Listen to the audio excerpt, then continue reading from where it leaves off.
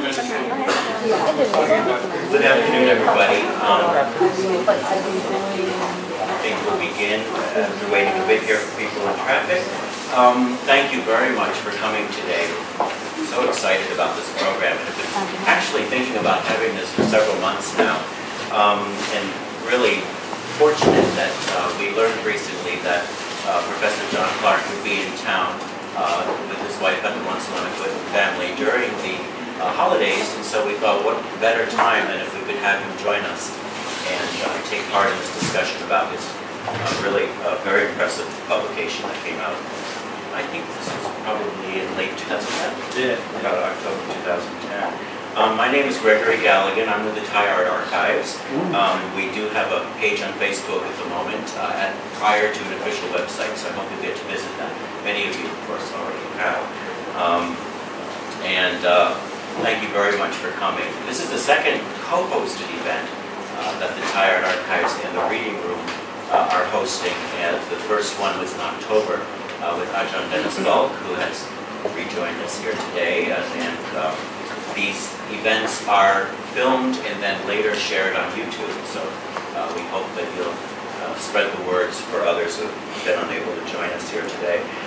We certainly want to thank Professor Clark for joining us today from the University of Sydney to celebrate the publication of this book, and all our panelists, Adele of the National Art Gallery, Singapore, Brian Curtin, Bangkok University, Thanom Chapakdee from Srinakarinwirot University, and others. I also want to recognize very special guests that we have here today.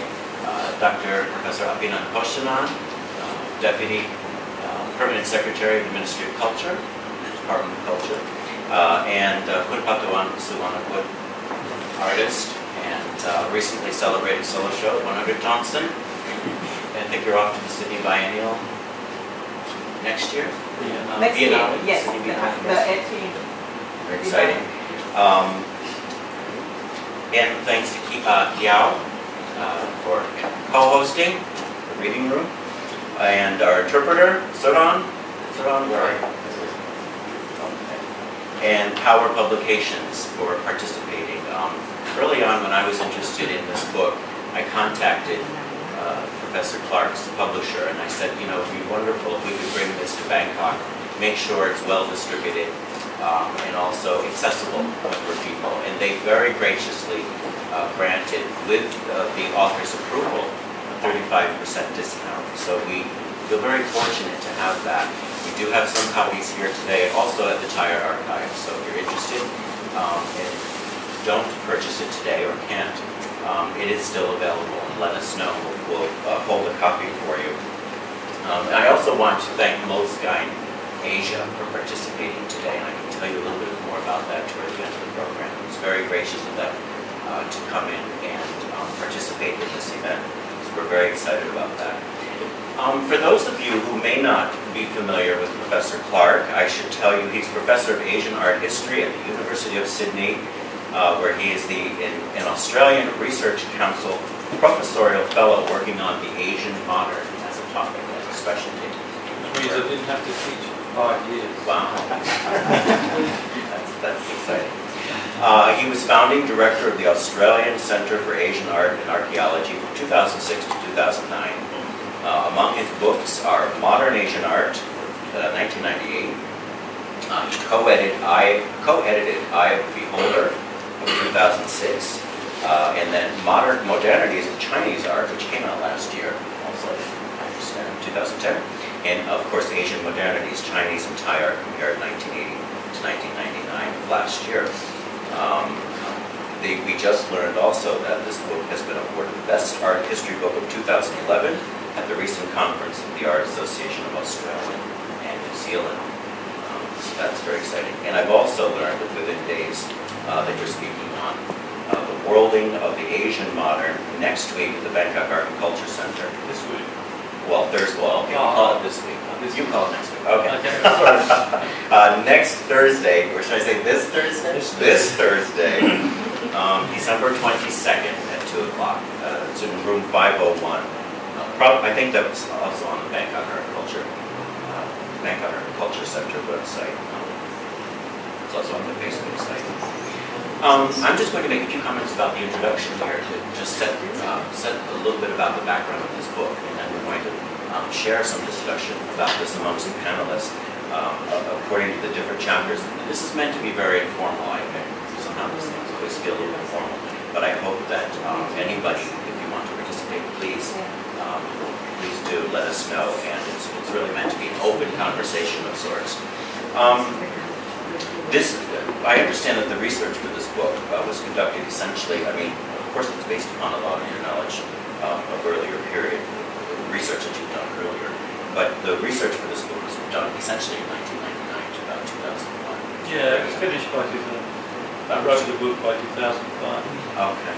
So, I mean, it's already by the time it appears it's 5 years old, but the problem with art history books is you need quite a lot of patronage from a fund.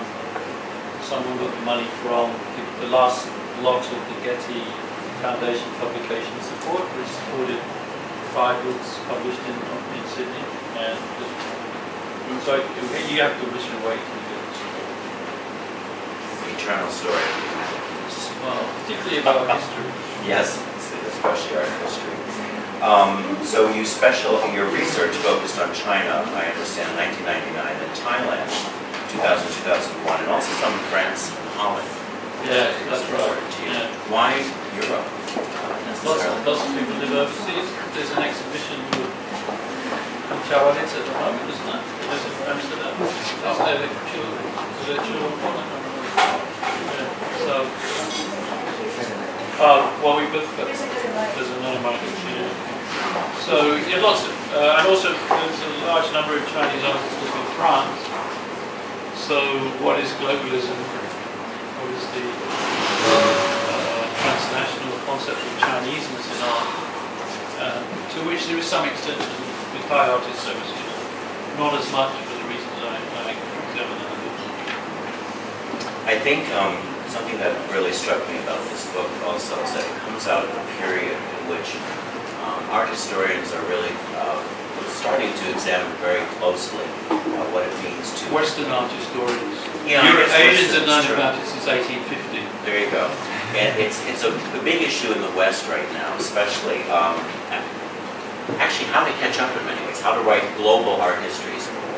Excuse me, Gregory, this aircon noise, we really can't hear I you. know the speakers are on. The mic appears to be on, so maybe you need to Yeah, mine's switched on. Is that working?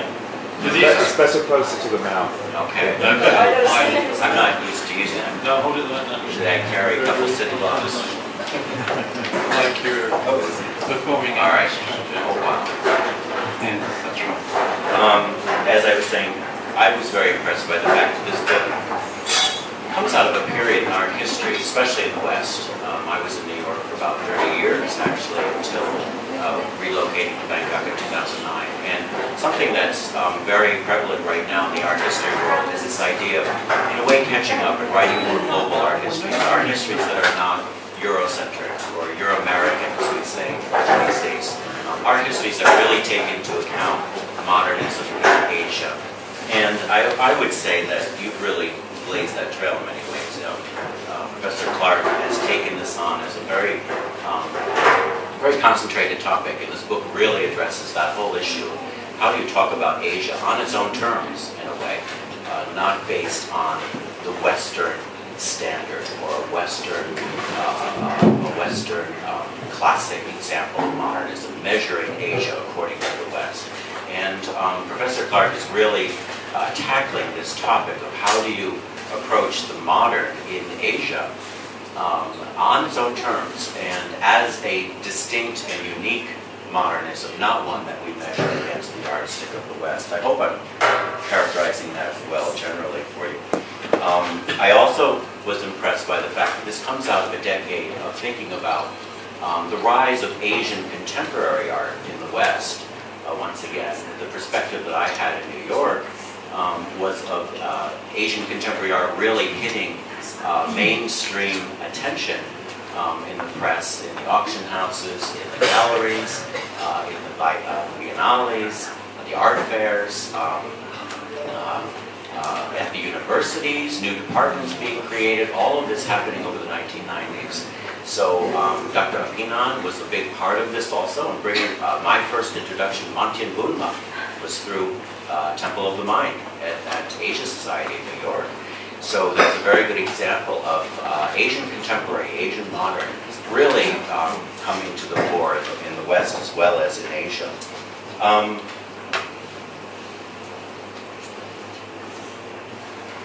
So in some ways, as art historians, we think of this, we call this a, yes? We sometimes call these things problems. We take on these themes or topics that seem to require more analysis or explanation or understanding. And I think that this book very much does that. It takes on this challenge of how do you look at Asian modern and contemporary from Asia and understand how that relates to modernism also in the West and other places. I think at one point you say in the book that the Western modern model doesn't ever really explain what happens in Asia. So we tend to refer to it, but it's never a very satisfactory definition of what happens here. And this book tries to shift that bias away from the West and get us to think of ways in which we can understand the Asian modern and contemporary, as they say, on its own terms. Two terms that you use a lot, which I want to introduce to people, are exogenous and endogenous, if I'm pronouncing them correctly. And they come from evolutionary biology, don't they? And Professor Clark has taken as a model for some of his analysis recent writings in evolutionary biology, especially of Stephen Jay Gould, who in a sense challenged Darwinian notions of things evolving in a linear way over time. New species developing in this very linear fashion, which tends to privilege the origin. It tends to say there was this master origin and things then evolved from it. And Stephen Jay Gould, I believe, and I haven't really read a lot of his work, I've read only popular accounts of his work, but he challenges that in some ways, doesn't he? And he talks about evolution actually happening in more of an instantaneous manner than things evolving over time simultaneously. Well, he says there are jumps. Yeah. He says there are jumps. But there are jumps. Where you get multiple branching at the same time, rather than all being in descending trees. But this relates to the problem of classification of species, which is the cladistics, which is a sub-branch of evolutionary science. Actually, the book I'm really indebted to is a book which is charmingly called Sex and Death, which is the philosophy of biology. Very, very good book written by two Australian biologists, but published by the University of Chicago Press. Yes, America does sometimes recognize knowledge from outside. Which by Griffiths and Steroni. And if you are going to read a single book on evolutionary biology, read that book, absolutely. I'm going to say some more before you want to go on? Well, we were talking about the biology. You're using evolutionary biology as a model, and well, the problem of exogenous and endogenous is simply what's caused internally and what's caused externally, and how does the external, like an externally introduced organism, cause a set of changes in a process which has already got its own internally caused process. The model from the post-colonial model, in essence, or going back to that previous Marxian models of hegemony, is that anything which comes from outside as an imposition is somehow a treason against what was originally there, and as we know that doesn't work. I mean, it's a model that doesn't tell you very much.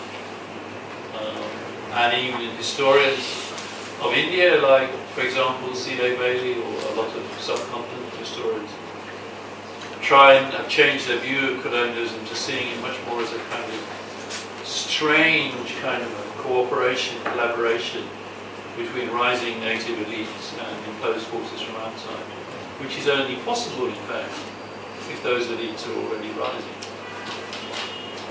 So that's one of the things. The picture on the screen, by the way, is of a person present in another incarnation, which is our beloved Apinan. And I owe Apinan a very big debt for writing one of the two introductions. The other was written by a Chinese scholar. But also to being one of those kind artists who provides their image for my use. Free. Free. Now, well, thank you. I work for the book. Very many things were free, can I point out to you that art books are not always so easily provided with images. We'll abstain from mentioning the case of images from the Royal Collection, which with their own peculiar difficulties, including in my case a visit from the Thai consul. How do I get this one up? 134. What? That's not. Where I'm clicking on it. Yeah. This is not. Unclick the bottom. Unclick. I've unclicked. Unclick. Try again. No, this is. I'm sorry. I'm somewhat. Some of the other We're both specifics on the methodologian Mac users, so this is a typical example of an image which somebody might want to use for an art historical or visual cultural exercise, which is unobtainable. Part of the book deals with the role of images in public space in Thailand, including images from the 2000 general election. And in that election, this image was widely circulated in Thailand. It's a peculiar inversion that the most circulated images are the ones which are the most difficult to use in an art history book. I was in correspondence with American Express, Tiger Woods' agent, tried to get in touch with Tiger Woods himself. It's impossible. You have to go through a particular dedicated agent in New York. And all of them refused me the use of this image, even though it's almost certain that anybody in Thailand of a certain age has seen this image many times. And this image is particularly important because, as you probably realise, Tiger Woods' mother is Thai, and she's always been appearing in shot when Tiger Woods is being shown in a golf competition where she's present. She's always, and particularly on Thai TV. So she's part of the media presence, and this image is very important to function about. To describe those sort of functions of image spaces in Thailand. Yet you cannot obtain it to publish it. It's impossible. So I want you to remember that in images used in art history books, particularly in those places where images interface with a kind of generalized use of images in a public space, these may be the very images which are the most impossible to use in an art history book. And that's what I'm here about. Well, it's a very negative relationship. How do we click this? Right. That's right, yeah. So. Well, it's interesting. I mean, I think it speaks to also the control factor of advertising. I don't think they really want a lot of analysis of their imagery. They kind of want the subliminal pop of it, and well, you can say that about many political or sure. other kinds of national images in circulation. In fact, it's very, very interesting that the images which are most circulated are ones you can't obtain permission for and used to publish as an uncommon one. I think you're running into branding issues, which are here, all prevalent. Here, of course, is one of the more easy images to obtain, and indeed the other one, which I'm sure you're all very, very familiar with, the wonderful Basan as runner of his own political party. I don't know if you're familiar with this image. I think I asked last night. Anyway, you got a copy of the book. All the artists who said yes to their permission got a copy of the book. So here we are. I don't know how many of you are familiar with this one. Basan currently has a show. The party for me is the translation, and this is his. Yes. Well, I think what I'd like to do is turn this over to Adele. And hello. And talk a little bit about the first chapter. I think maybe as a preamble to your discussion, just say that Professor Clark does deal quite a bit in this book with the issue of style. Different styles in painting and the ways that they can be repurposed from their original intents or their original, the ways that they originally signify things. They can be reused by artists, as we know, in many different ways. So it also presents a challenge to people trying to understand, say, the use of a style in Asia, or how a style has evolved when it's been borrowed, say, from the West, and how it actually functions within the local culture, as opposed to its origins or the global art world, so to speak. And you actually bring up this issue several times in the book, where I think you demonstrate very well the way that style cannot be read easily on the basis of our, say, Western or our Western perspective. Well, but this work, when you're looking at it on the screen, wouldn't have got in the Western art book as a modern painting. Just wouldn't be there.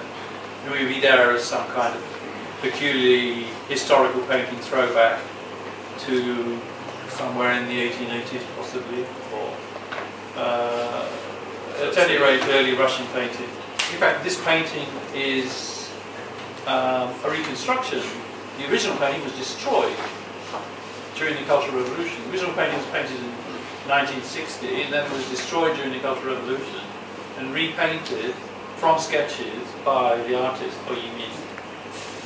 Asked by a certain foreign visitor what he thought about all of these people who destroyed his pictures, he said, well, you know, I think we just have a word for them and call them our cute little comrades. Okay, the tundra. The Chinese has a little bit of more flavour than the English, perhaps.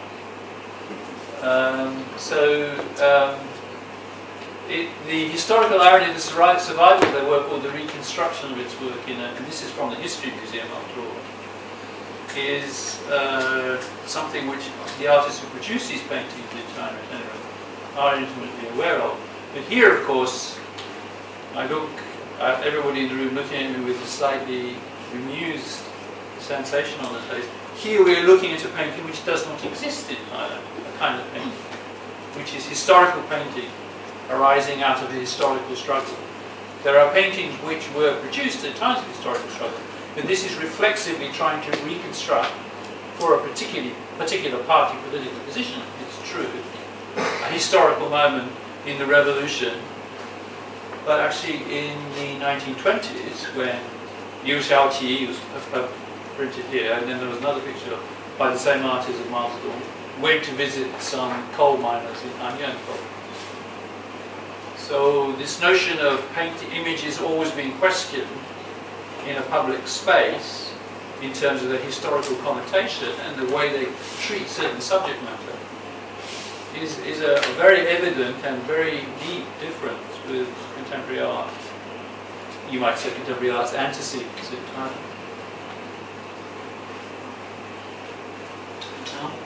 Would you like to begin by talking a little bit about John's take on the scene in China between 1980 and 1999? I don't know if this is reached. Here we go. Yeah, we can. And I'll put out a few images as we go along. Well, I wouldn't do the boring job of summarising, but just the gist of the first chapter, which is about China. Probably, I don't know how many people are familiar with it, but I would think that John started quite a lot of his research on China, is that right? And then he branched out. No, the other way around. Oh, the other one. Japan. Oh, yes, that's right. Yeah. Did 30 years work on Japan before I wrote it. But really, his first chapter was really looking at this whole idea of the West as the hegemon, which he refutes as that. One line that struck me in the in the chapter is that he says the cultural endogenous resistance is more important than those of exogenous influence, which means roughly that the influence from the West had to filter through a quite complicated grid of historical circumstances and lived experience, and nothing passes through and gets filtered simply in China. And in fact, the one word that I can think about is imbrication. You know, everything is imbricated. And there's a triangulation that happens between, say, a kind of Western discourse and the official art institutions and the art academies, and the so-called unofficial. And John was making the opposition of the official being uncreative and the unofficial artists as being the creative core as a kind of false opposition because they're all products of the same institutionalized art system, which in my observation is quite true. And that's because most of the artists do get trained in the official art academies, and they desire a kind of recognition, and their references tend to speak within this, I suppose, an internal group of artists using the same sort of reference. But then he also goes into how the market increasingly has entered the scene, and so it's not really so much about not so much. The market has come in as a kind of intervening force that splinters this whole idea of hegemonic Western superpower, so to speak.